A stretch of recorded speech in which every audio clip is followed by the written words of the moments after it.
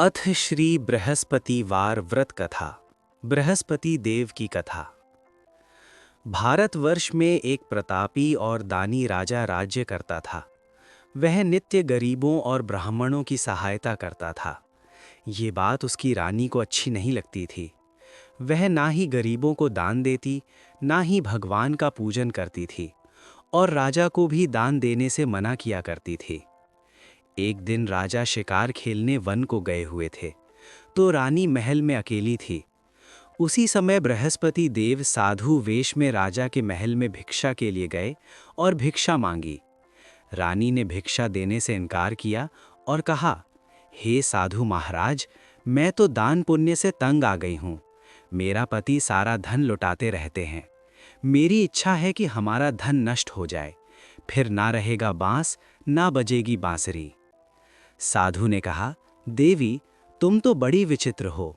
धन संतान तो सभी चाहते हैं। पुत्र और लक्ष्मी तो पापी के घर भी होने चाहिए। यदि तुम्हारे पास अधिक धन है तो भूखों को भोजन दो, प्यासों के लिए प्याऊ बनवाओ, मुसाफिरों के लिए धर्मशालाएं खुलवाओ। जो निर्धन अपनी कुमारी कन्याओं का विवाह नहीं कर सकते, उनका विवाह करा दो।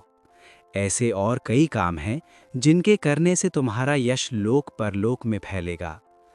परंतु रानी पर उपदेश का कोई प्रभाव न पड़ा। वह बोली, महाराज, आप मुझे कुछ न समझाएं। मैं ऐसा धन नहीं चाहती जो हर जगह बांटती फिरूं। साधु ने उत्तर दिया, यदि तुम्हारी ऐसी इच्छा है तो तथास्तु।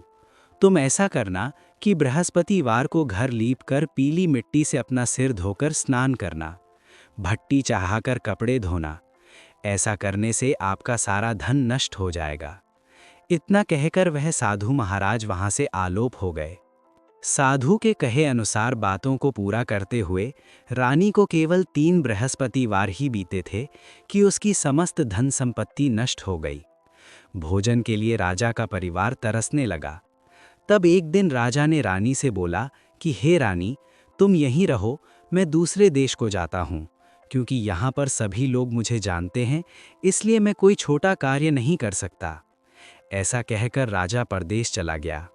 वहाँ वह जंगल से लकड़ी काट कर लाता और शहर में बेचता। इस तरह वह अपना जीवन व्यतीत करने लगा। इधर राजा के परदेश जाते ही रानी और दासी दुखी रहने लगीं। एक बार जब रानी और दासी को 7 दिन तक बिना भोजन के रहना पड़ा, तो रानी ने अपनी दासी से कहा, हे दासी, पास ही के नगर में मेरी बहन रहती है। वह बड़ी धनवान है, तो उसके पास जा और कुछ ले आ, ताकि थोड़ी बहुत गुजर बसर हो जाए। दासी रानी की बहन के पास गई। उस दिन गुरुवार था और रानी की बहन उस समय बृहस्पति व्रत की कथा सुन रही थी। दासी ने रानी की बहन को अपनी रानी का संदेश दिया, लेकिन रानी की बड़ी बहन ने कोई उत्तर नहीं दिया। जब दासी को रानी की बहन से कोई उत्तर नहीं मिला, तो वह बहुत दुखी हुई और उसे क्रोध भी आया। दासी वापस आकर रानी को सारी बात बता दी। सुनकर रानी ने अपने भाग्य को कोसा। उधर रानी की बहन ने सोचा कि मेरी बहन की दासी आई थी, परंतु मैं उससे नहीं बोली, इससे वह बहुत दुखी हुई होगी। कथा सुनकर और पूजन समाप्त करके वह अपनी बहन के घर आई और कहने लगी, हे बहन, मैं बृहस्पतिवार का व्रत कर रही थी। तुम्हारी दासी मेरे घर आई थी, परंतु जब तक कथा होती है तब तक ना तो उठते हैं और ना ही बोलते हैं, इसलिए मैं नहीं बोली। कहो दासी, क्यों गई थी? रानी बोली, बहन, तुमसे क्या छिपाऊं, हमारे घर में खाने तक को अनाज नहीं था। ऐसा कहते कहते रानी की आंखें भर आईं।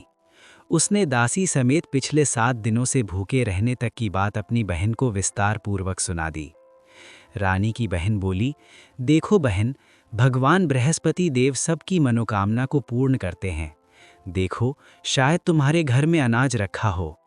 पहले तो रानी को विश्वास नहीं हुआ, पर बहन के आग्रह करने पर उसने अपनी दासी को अंदर भेजा, तो उसे सचमुच अनाज से भरा एक घड़ा मिल गया। ये देखकर दासी को बड़ी हैरानी हुई। दासी रानी से कहने लगी, हे रानी, जब हमको भोजन नहीं मिलता तो हम व्रत ही तो करते हैं, इसलिए क्यों ना इनसे व्रत और कथा की विधि पूछ ली जाए, ताकि हम भी व्रत कर सकें। तब रानी ने अपनी बहन से बृहस्पति व्रत के बारे में पूछा। उसकी बहन ने बताया, बृहस्पतिवार के व्रत में चने की दाल और मुनक्का से विष्णु भगवान का केले की जड़ में पूजन करें तथा दीपक जलाएं, व्रत कथा सुनें और पीला भोजन ही करें। इससे बृहस्पति देव प्रसन्न होते हैं। व्रत और पूजन विधि बताकर रानी की बहन अपने घर को लौट गई। 7 दिन के बाद जब गुरुवार आया तो रानी और दासी ने व्रत रखा। घुड़साल में जाकर चना और गुड़ लेकर आई, फिर उससे केले की जड़ तथा विष्णु भगवान का पूजन किया। अब पीला भोजन कहाँ से आए, इस बात को लेकर दोनों बहुत दुखी थे। चूंकि उन्होंने व्रत रखा था, इसलिए बृहस्पति देव उनसे प्रसन्न थे। इसलिए वे एक साधारण व्यक्ति का रूप धारण कर 2 थालों में सुंदर पीला भोजन दासी को दे गए। भोजन पाकर दासी प्रसन्न हुई और फिर रानी के साथ मिलकर भोजन ग्रहण किया। उसके बाद वे सभी गुरुवार को व्रत और पूजन करने लगीं। बृहस्पति भगवान की कृपा से उनके पास फिर से धन संपत्ति आ गई, परंतु रानी फिर से पहले की तरह आलस्य करने लगी। तब दासी बोली, देखो रानी, तुम पहले भी इस प्रकार आलस्य करती थी। तुम्हें धन रखने में कष्ट होता था, इस कारण सभी धन नष्ट हो गया। और अब जब भगवान बृहस्पति की कृपा से धन मिला है तो तुम्हें फिर से आलस्य होता है। रानी को समझाते हुए दासी कहती है कि बड़ी मुसीबतों के बाद हमने ये धन पाया है, इसलिए हमें दान पुण्य करना चाहिए, भूखे मनुष्यों को भोजन कराना चाहिए और धन को शुभ कार्यों में खर्च करना चाहिए, जिससे तुम्हारे कुल का यश बढ़ेगा, स्वर्ग की प्राप्ति होगी और पितृ प्रसन्न होंगे।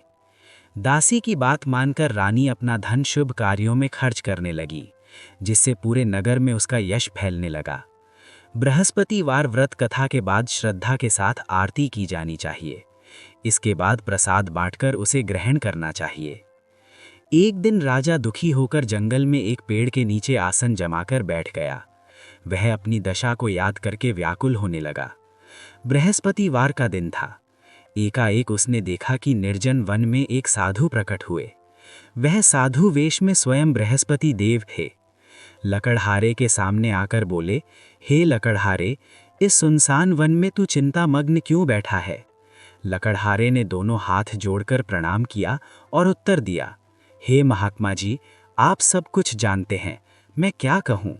ये कहकर रोने लगा और साधु को अपनी आत्मकथा सुनाई। महात्मा जी ने कहा, हे लकड़हारे, तुम्हारी पत्नी ने बृहस्पति के दिन बृहस्पति भगवान का निरादर किया है, जिसके कारण रुष्ट होकर उन्होंने तुम्हारी ये दशा कर दी है। अब तुम चिंता को दूर करके मेरे कहने पर चलो तो तुम्हारे सब कष्ट दूर हो जाएंगे और भगवान पहले से भी अधिक संपत्ति देंगे। तुम बृहस्पति के दिन कथा किया करो। 2 पैसे के चने मुनक्का लाकर उसका प्रसाद बनाओ और शुद्ध जल से लोटे में शक्कर मिलाकर अमृत तैयार करो। कथा के पश्चात अपने सारे परिवार और सुनने वाले प्रेमियों में अमृत व प्रसाद बांटकर आप भी ग्रहण करो। ऐसा करने से भगवान तुम्हारी सब मनोकामनाएं पूरी करेंगे। साधु के ऐसे वचन सुनकर लकड़हारा बोला, हे प्रभु, मुझे लकड़ी बेचकर इतना पैसा नहीं मिलता जिससे भोजन के उपरांत कुछ बचा सकूं। मैंने रात्रि में अपनी पत्नी को व्याकुल देखा है। मेरे पास कुछ भी नहीं जिससे मैं उसकी खबर मंगा सकूं। साधु ने कहा, हे लकड़हारे, तुम किसी बात की चिंता मत करो। बृहस्पति के दिन तुम रोजाना की तरह लकड़ियां लेकर शहर को जाओ। तुमको रोज से दुगना धन प्राप्त होगा, जिससे तुम भली भांति भोजन कर लोगे तथा बृहस्पति देव की पूजा का सामान भी आ जाएगा। इतना कहकर वह साधु अंतर्ध्यान हो गए। धीरे धीरे समय व्यतीत होने पर फिर वही बृहस्पतिवार का दिन आया। लकड़हारा जंगल से लकड़ी काटकर किसी शहर में बेचने गया। उसे उस दिन और दिन से अधिक पैसा मिला। राजा ने चना गुड़ आदि लाकर गुरुवार का व्रत किया। उस दिन से उसके सभी क्लेश दूर हुए। परंतु जब दोबारा गुरुवार का दिन आया तो बृहस्पतिवार का व्रत करना भूल गया। इस कारण बृहस्पति देव नाराज हो गए। उस दिन उस नगर के राजा ने विशाल यज्ञ का आयोजन किया तथा शहर में ये घोषणा करा दी कि कोई भी मनुष्य अपने घर में भोजन ना बनावे, ना आग जलावे। समस्त जनता मेरे यहाँ भोजन करने आवे। इस आज्ञा को जो ना मानेगा उसे फांसी की सजा दी जाएगी। इस तरह की घोषणा संपूर्ण नगर में करवा दी गई। राजा की आज्ञानुसार शहर के सभी लोग भोजन करने गए। लेकिन लकड़हारा कुछ देर से पहुंचा, इसलिए राजा उसको अपने साथ घर लेवाए गए और ले जाकर भोजन करा रहे थे तो रानी की दृष्टि उस खूंटी पर पड़ी जिस पर उसका हार लटका हुआ था। वह वहां पर दिखाई नहीं दिया। रानी ने निश्चय किया कि मेरा हार इस मनुष्य ने चुरा लिया है। उसी समय सिपाहियों को बुलाकर उसे कारागार में डलवा दिया।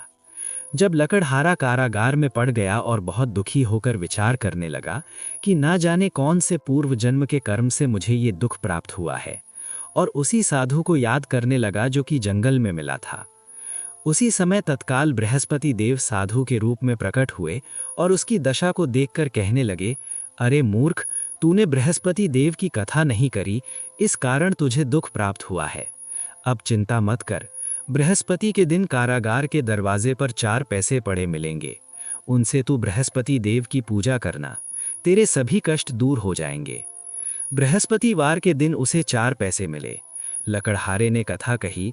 उसी रात को बृहस्पति देव ने उस नगर के राजा को स्वप्न में कहा, हे राजा, तुमने जिस आदमी को कारागार में बंद कर दिया है वह निर्दोष है, वह राजा है, उसे छोड़ देना। रानी का हार उसी खूंटी पर लटका है। अगर तू ऐसा नहीं करेगा तो मैं तेरे राज्य को नष्ट कर दूंगा। इस तरह रात्रि के स्वप्न को देखकर प्रातःकाल उठा और खूंटी पर हार देखकर लकड़हारे को बुलाकर क्षमा मांगी और लकड़हारे को योग्य सुंदर वस्त्र आभूषण देकर विदा कर दिया। बृहस्पति देव की आज्ञानुसार लकड़हारा अपने नगर को चल दिया।